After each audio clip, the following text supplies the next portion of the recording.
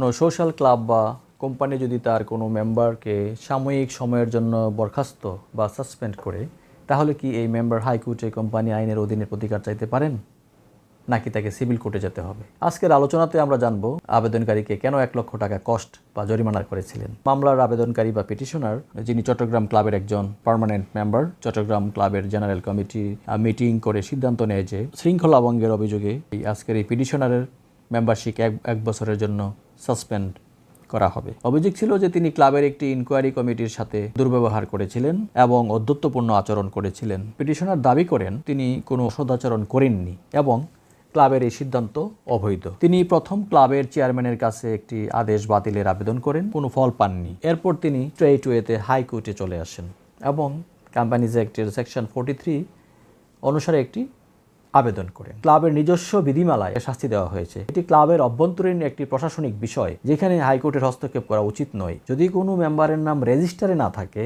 কেবল তখনই আদালত 43 দ্বারা নাম অন্তর্ভুক্ত করার নির্দেশ দিতে পারেন, কিন্তু সাসপেন্ড মানে নাম বাদ দেওয়া নয়। আদালত স্পষ্ট করে বলেন যে ক্লাবের সুযোগ সুবিধা থেকে বঞ্চিত হওয়া বা সাসপেন্ড হওয়া এগুলো হচ্ছে সিভিল ডিসপিউট। এর জন্য উপযুক্ত জায়গা হলো সিভিল কোর্ট বা দেওয়ানি আদালত। হাইকোর্ট এসব বিষয়ে তখনই হস্তক্ষেপ করবে যখন মেম্বারের নাম একদম রেজিস্টার থেকে কেটে দেওয়া হবে। কারণ শুনানির শুরুতেই আদালত বিজ্ঞ আইনজীবীকে পরামর্শ দিয়েছিলেন যে মামলাটি প্রত্যাহার করে এটি সিভিল কোর্টে নিয়ে যেতে, কিন্তু তারা হাইকোর্ট থেকেই পূর্ণাঙ্গ রায় চেয়েছিলেন। তো আদালতের মূল্যবান সময় নষ্ট করার জন্য আদালত আবেদনকারীকে 1 লক্ষ টাকা খরচ প্রদানের নির্দেশ দেন এবং মামলাটি ডিসমিস করে দেন।